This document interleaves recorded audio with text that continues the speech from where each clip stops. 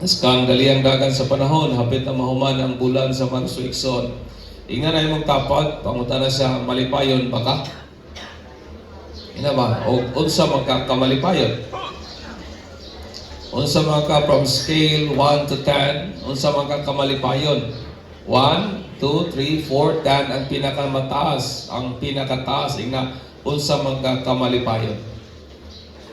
So this morning, allow me to share something, to share the Word of God, the joy that makes our joy complete. Kini kalipay ba nga maghimo sa ato ang kalipay nga kompleto, nga walay kulang igsoon. In the book of John 15, 1 to 11, 9 to 11, sorry, diyan na to, makita ito pagpabalandong. O ba akong nabutang? Palihog ko sa amang katuslok-tuslok niya. Just as the Father has loved me, I have also loved you. Abide in me, abide in my love. If you keep my commandments, you will abide in my love, just as I have kept my Father's commandments, and abide in His love. These things I have spoken to you, that my joy may be in you, and that your joy may be made full. O saban nga translation nga ng Bible nga ang imong kalipay may imong kompleto, may imong walay kuwang, may imong buo mga igsoon. John 15 1 down 9 to 11, ako na lang giapilang 1 tungod kay may idea magud gihapon kabahin ana igsoon. Nagingon sila nga ang kwarta daw kuno can't buy happiness. Nagtubo mo niya na nga ang sapi dili makapalit og kalipay. Nga daghan ato nga mga Pilipino nagtuo niya na nga pagsabot o niya na nga butang. Pero dili po nato may kalimot ang kamatuoran nga daghan baya po nato mabati tag kalipay kung makapatuntag mga bagong butang. Amen. Dili to makapalit og kalipay ang sapi, pero malipay maya punta kung makapalitag mga bagong mga butang. O daghan pod sa mga Pilipino nga medyo magmagulanon pod kung gamay ang kwarta sa mutagway kwarta. Napa ba mo diya? Di ba tinon? Usay affected ang atong mood kung medyo less or wala nagay kwarta mga igsoon. Tinuod ba yun kaha nga di yun makapalit og kalipay ning sapi? Tinuod ba yun kaha? Si Adolf Merkel, usa ka German nga entrepreneur o usa ka billionaire, dili ni siya millionaire, kundi billionaire mga igsoon, nga sa usa ka punto nahimo siyang ikalima sa pinakadato nga tao sa Germany, nga iyang net worth niabot og 9.2 billion. Apan panahon sa crisis atong 2008, ang iyang company ni suffer og great nga losses nga diin hinungdan og rason nga iyahang gi kalas o iyahang gi kuha ang iyahang kaugalingong kinabuhi at age of 74. Si Angelo Reyes naman, usa ka former president, military chief, hinungdan ba mong Angelo Reyes? Katong usa ka pinakataas nga sa sundalo nga din gi-accuse siya og pila ka milyon nga dollars nga corruption kay iya laging gikamkam ang kwarta sa armed forces, my friend. O kana napamatud-an during sa kanang Senate corruption hearing proof, my friend. O kung saan niyang gibuhat regardless sa daghan niyang sapi nga namas, iyang gipusil iyang kaugalingon, iyang chas, iyang dugan, iyang gipusil diha sa lubnganan o sa pantheon sa iyang inahan mga igsoon atong February 7, 2011. O daghan pag mga listahan sa mga taong mga wealthy, mga influential o mga prominent nga ilahang gikuha ang ilahang kaugalingong kinabuhi mga igsoon. Amen. Makadungog usab ako nga may mga tao nga wala po ko kadungog og tao nga naghikog o tao nga iyang gidelete ang iyang kaugalingon tungod kay malipayon siya, tungod kay nindot ang dagan sa iyang kinabuhi, Tungod kay fulfilled kay sa wa ko kanungog og tao nga iyang gidelete ang iyang kaugalingon kay malipayon kayo siya mga igsoon. Kay kasagaran nga naghimo niya na katong mga taong nagmasulubon gyud pagayo. Makadungog usab kita og mga tao nga academically competent, mga bright kayo, mga cum laude, mga tagas kayo og IQ, mga physically attractive, good-looking, and very promising, yet depressed and worse, delete themselves. Di ba na mga tao nga itong makon, mingot oy nganong naghikog man ito nga pagkagwapa manunta? Nganong nagbigti man itong tawhana ito nga pagka-bright manunta? Para sa itong babaeng niambak sa Tugan Bridge ba? Nga itsurahan man di ay? Yan ingon ang uban, kasayang ba ni mo day? May dungag-dungagan po sa ban nga, okay na daw kung noon tagpangit, gwapa man. Lain po no? Lain po nga, mura o, way hostesya po ba nga, kung ang pangit maghikog, mura way masubo. Kay mo, yun ang kalibutan nga itong ipuyan mga igsoon. Na yung mga tao nga makita ni mo, very promising, very potential, daghan kayo skills, may kayo gods, pero ni end na ilahang i-delete ang ilahang kaugalingon mga igsoon. Muna, ang akong pangutana, nga kung ang kwarta tinuod gyud nga makalipay sa tao o tinuod nga makapalit og kalipay sa tao, then why rich people commit suicide? Anong na may mga tao, mga multi-millionaire? Anong na may mga tao, mga billionaire nga naghikugman? Kung ang kalampusan, pagbaton og mayong PC, kana bitang mayong postura sa panglawas, pagbaton og great nga academic mind, nga mahimo kang pinaka-top sa ahamana nga field sa education nga imong gi-take mga igsoon, mo'y tinuod nga maghimo sa taong malipayon. Then nga naman nga mga taong who possess ani nga qualities, delete themselves. Nganong na may mga taong bright kahiko. Nganong na may mga taong very promising kahiko. Kung kining mga butanga, mo'y diunay nga makahimo sa taong malipayon mga igsoon. Nganong na may mga taong successful in terms sa ilahang pagpursu sa ilahang mga damgo. Pero nganong ni-end man sa pag-delete sa ilahang kaugalingon mga igsoon. Ang akong mga panghuna-una mao kini that people are looking happiness at the wrong place, at the wrong cause, and at the wrong perspective or viewpoint, my friend. Siguro ilahang ipangita ang kalipay sa sayop nga lugar, sa sayop nga hituburan, o sa sayop nga cause, o sa sayop nga perspective o panlanta o pagtuo mga igsoon. Kung namay usa ka tawo kansang maga-define sa kung unsa gyud ang tinuod nga kalipay, o unsa gyud ning matuod tinuod nga kalipay mga igsoon, o kung sa gyud ay kana siya, nga siya gyud mo'y makadefine what truly being happy means, ako nagtuga kana nga tawo ani gaylain pa kun dili si Jesus Christ. Amen. Wala na gaylain maka-define kung unsa gyud ang tinuod nga kalipay kun dili mao gyud si Jesus, for He alone is the epitome of true happiness. Kay kung namay nakaabot sa pinaka-tugatog sa kung sa gani ang tinuod nga kalipay o nagkinabuhi nga tinuod nga malipayon o gi-exemplify ang unsa ang pagkamalipayon nga kinabuhi, mao na gyud kana si Jesus mga igsoon. Pero sa pikas nga bahin, Jesus is a person who is acquainted with sorrow and grief. Siya tao ingon ang Bible nga kabalo siya, kasinati siya unsa ang kagulanan, acquainted o dili siya ignorante sa mga kagulanan o mga pagsubo, apan siya pod ang pinakamalipayon nga tao nga naglakaw ibabaw aning kalibutan, my friend. Amen. He is the happiest person who ever walked aning nga kalibutan. For happiness is not an absence of troubles. Dili ka na but pasabot ka kung malipayon ka, wa na kakulian, wa na troubles, wala na problema. Tungod kay ang kinabuhi gali mismo ni Jesus, puno man sa troubles, pero nagmalipayon gihapon siya. Amen. Ang life ni Jesus puno sa kakulian, puno sa mga pag-antos, pero nabuhi gihapon siyang puno sa kalipay, mga igsoon.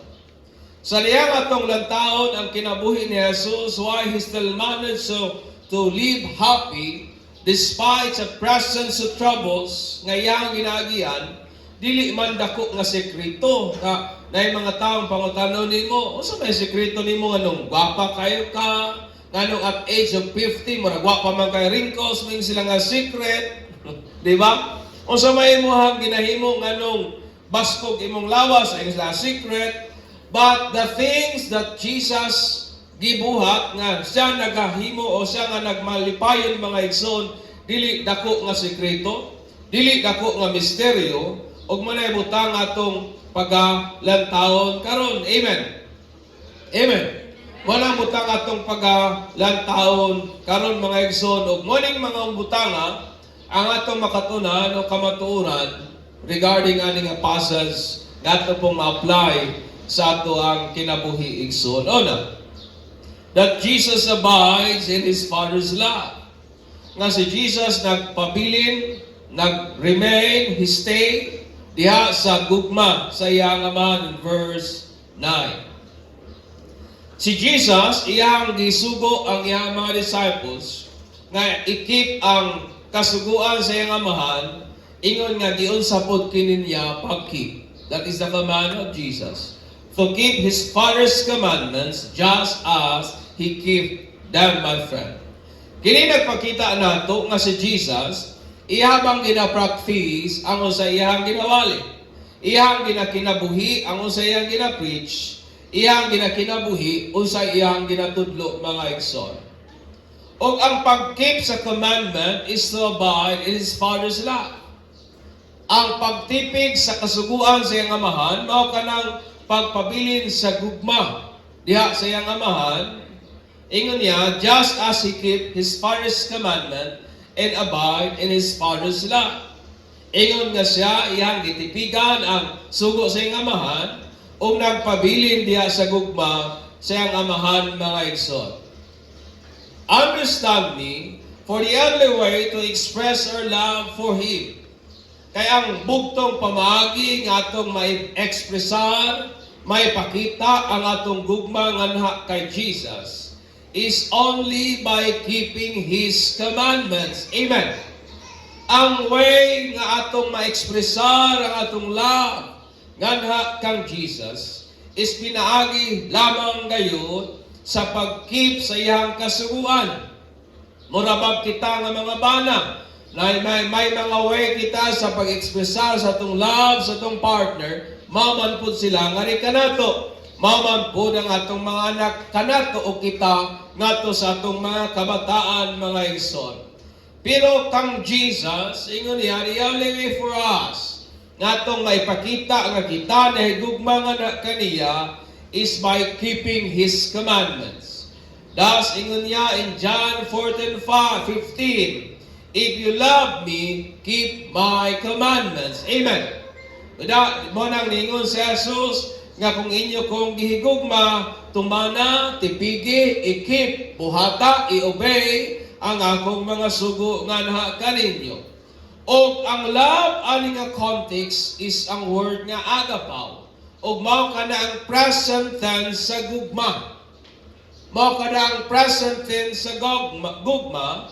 Subot ipasabot nga si Jesus iyang ingon nga kung ato daw kung siyang gihigugma karon. If we love Jesus now, dili gahapon, dili ugma, kung dili karon at the moment, at the present, ingon niya, atong tumanon ang iyang command. Amen. Atong tumanon ang iyang sugo, for obedience to His command is the only way to prove that we abide in His love.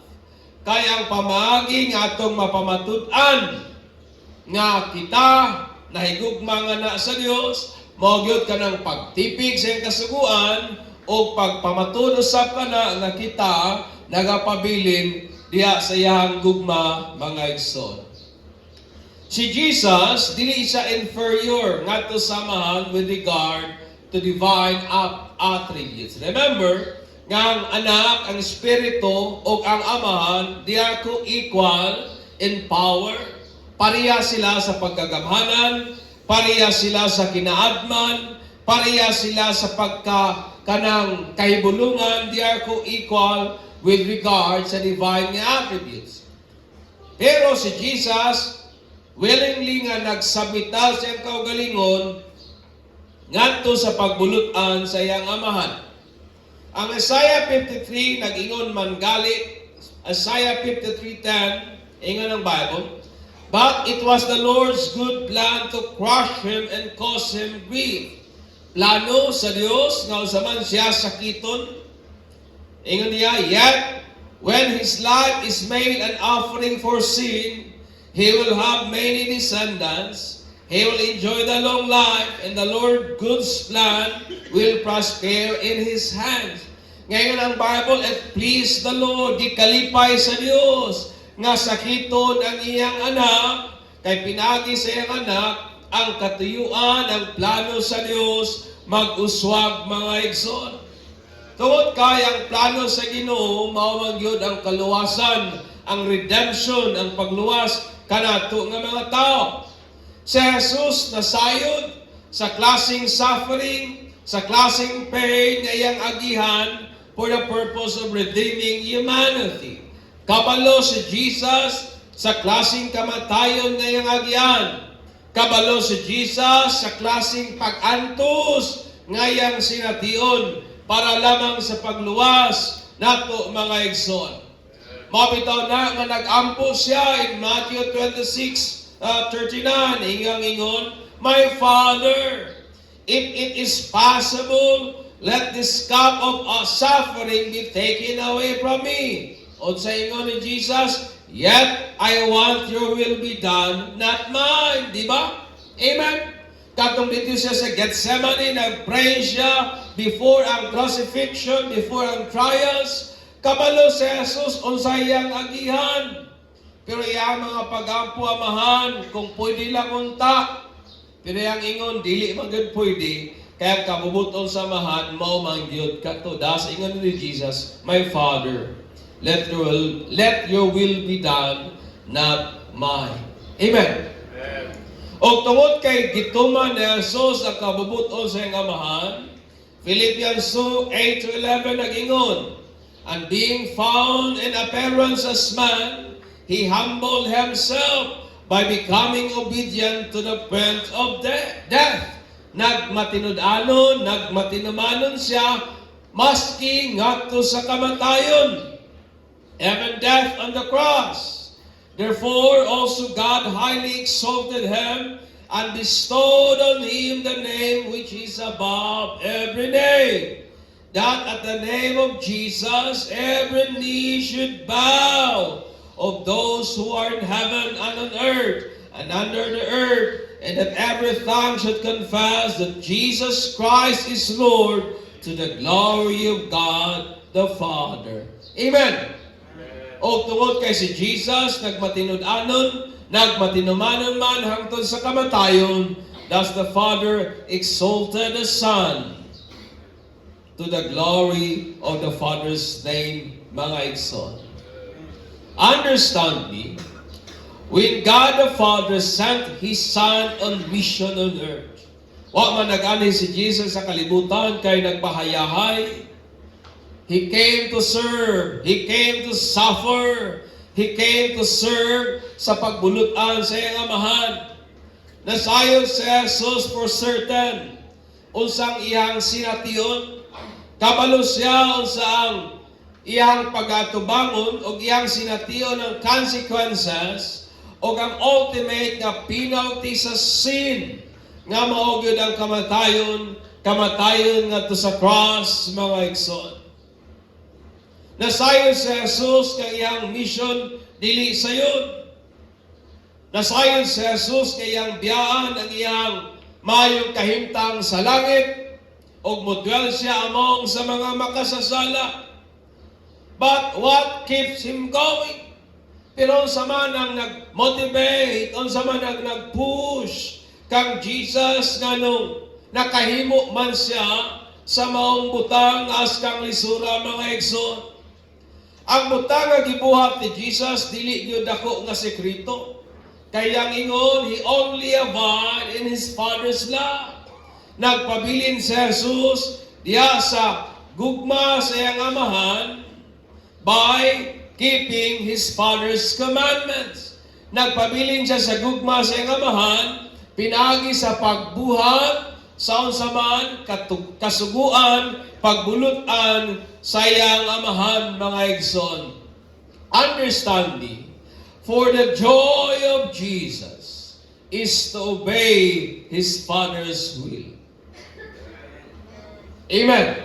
Tungod kang kalipay ni Jesus, mauman ang pagtuman sa pagbulutan sa iyang amahan, o kana nga pagbulutan gi-express sa amahan, pinagi sa iyang kasuguan. In short, ang commandment sa Ginoo, that is the will of God. Mao kanang desire, mao kanang tinguha sa Dios. And the very joy of Jesus is to fulfill, to obey the desires, the will of His Father.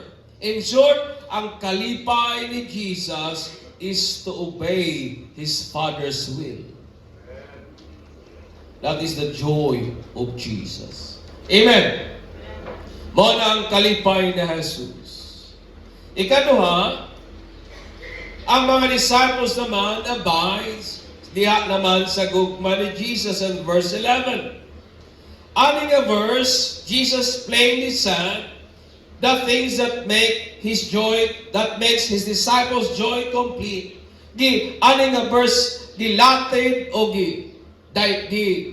padayag na Jesus ang kalipay nga maghimong kompleto ba sa kalipay sa iyang mga disciples?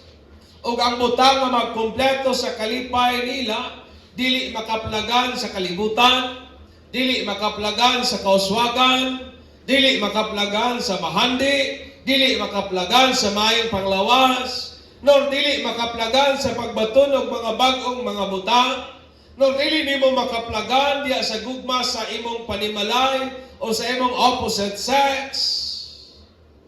But ingon ni Jesus, kini nga kalipay nga magkumpleto sa inyong kalipay, mo ni ang akong kalipay. Amen. Amen. That's why ingon ni Jesus, with my joy na nimo, then your joy will be complete. In short, ingon ni Jesus, ang magkumpleto sa atong kalipay, mao ang iyang kalipay. Amen. It is the joy of Jesus, mo'y magbuo, magkumpleto sa atong kalipay, and the very joy of Jesus is to abide in His Father's love. O ang kalipay gyud ni Jesus mo tong nag-abide siya, nag-remain siya sa gugma sa iyang amahan. To abide, it means to remain. Man ang word nga abide, pagpabilin, to continue, nagpadayon, to dwell, to endure.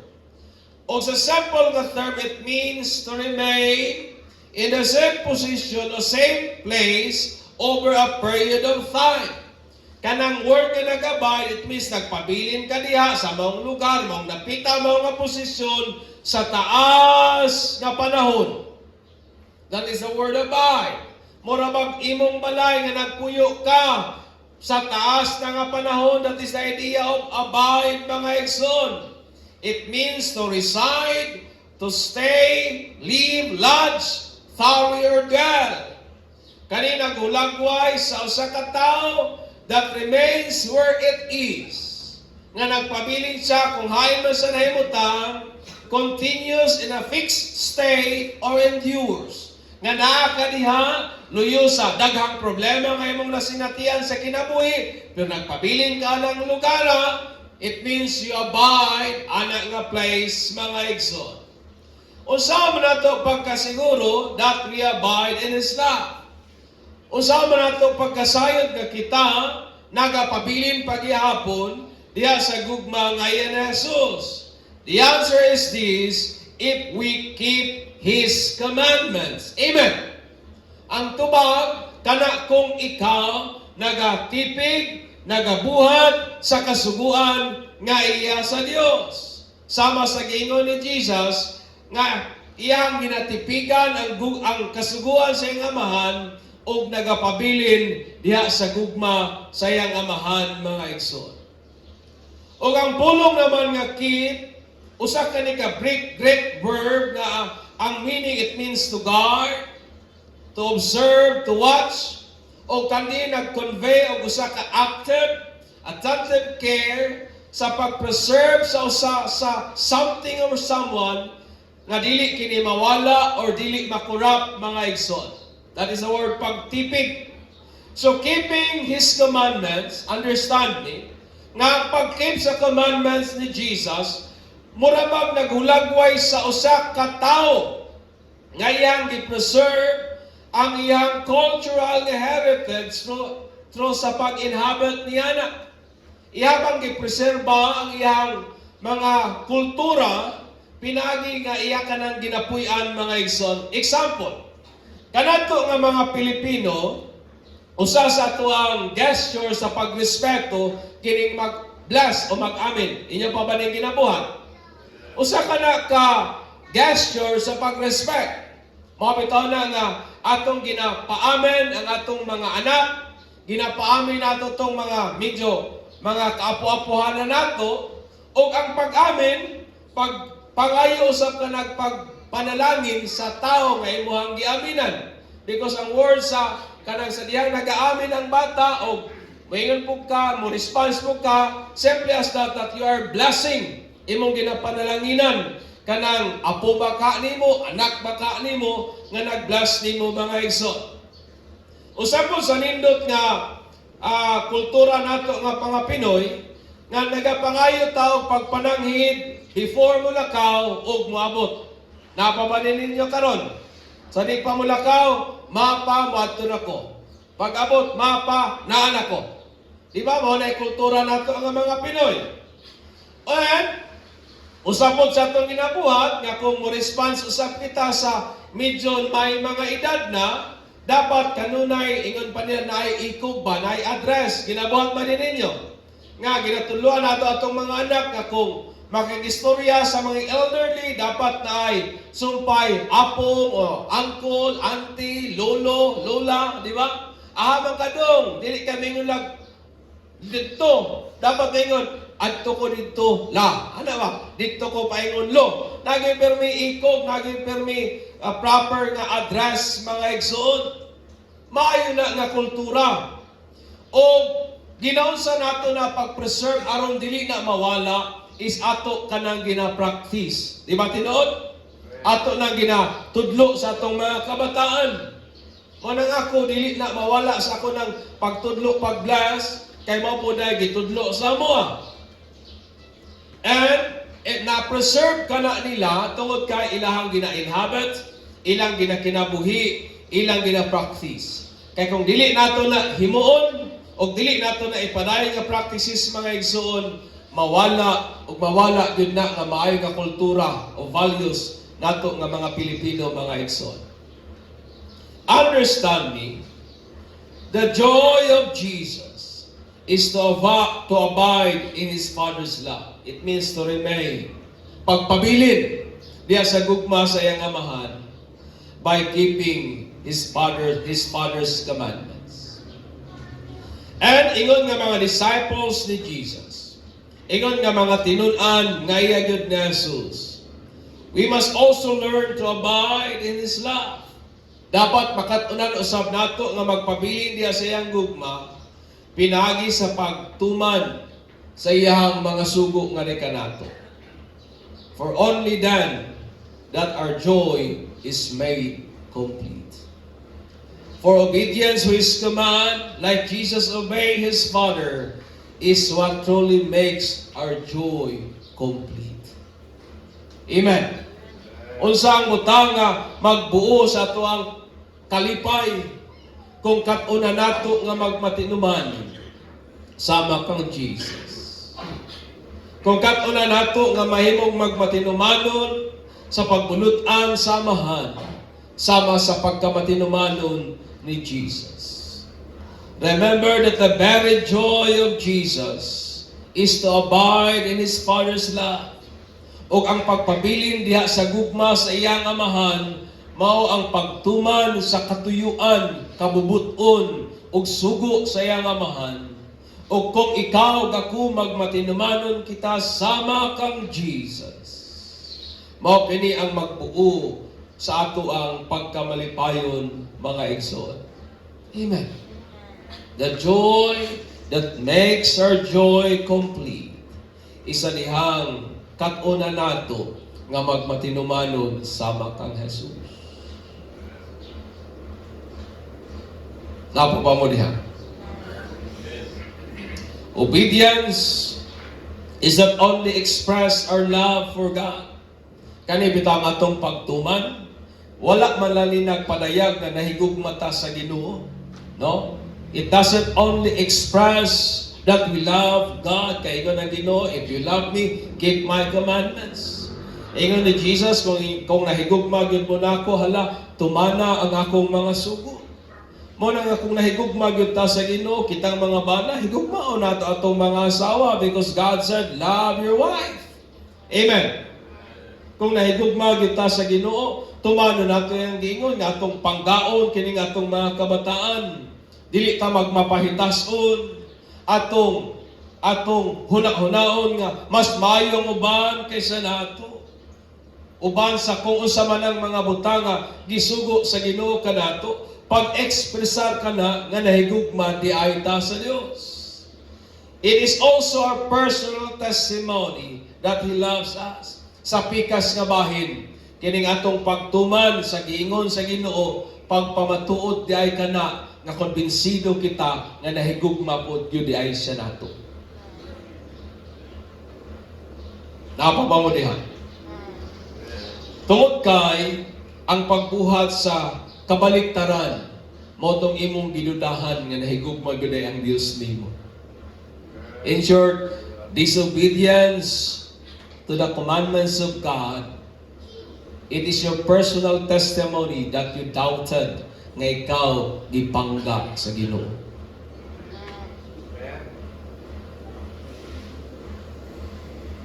Napabata diha mga igsoon. Usahay nga itong una-una, Lord, tumalon ko ni Ginoo kay nahigugma gyud ko nimo. Yes, it is true. Pero sa pikas gabahin, we must understand na sa dihang atong gituman ang unsay giingon sa Ginoo, but pasabot nga wa nato gidudahan o kumbinsido kita nga nahigugma pud gyud di ay siya nato.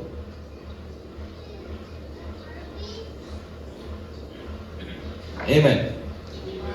To abide in Jesus' love is to obey His commandments. For the things that make our joy complete are found in obedience to God's commandments. Just as Jesus obeyed, therefore, let us obey just as Jesus did. Ang sikreto nga ang atong kalipay mahimong buo ug way kuwang magmatinumanon sama kang Jesus.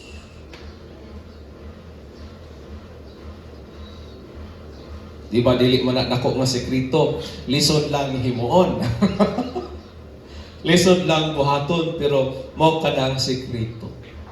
As Jesus said, ingon ni Jesus, keep my commandments as I keep my Father's commandments and abide in His love. O ingon na niya, kining mga butanga akong gisulti ninyo so that my joy maanaan ninyo and your joy will be complete. Ang akong pangutana karong kabutagon simply as this. Kumusta man ang imong kalipay? Malipayon ka ba? Taas ng presyo sa gasolina, malipayon ba gihapon ka? Ang ato bang kalipay, dili ba affected sa dagan sa atong ekonomiya? Usahay, mapuno na lang tag-complain, taas na pong presyo sa gasolina. My question is this, malipayon ka ba? ang tinuod nga kalipay makaplagan lamang nato kung katuna natong magmatinud-anon, magmatinumanon sa katuyuan sa Amahan, sama sa pagkamatinud-anon, pagkamatinumanon ni Jesus Christ.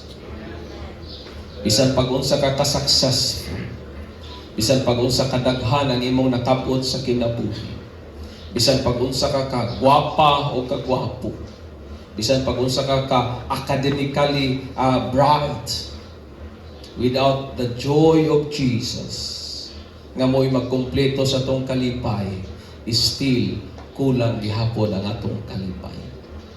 Because the joy that makes our joy complete is the very joy of Jesus.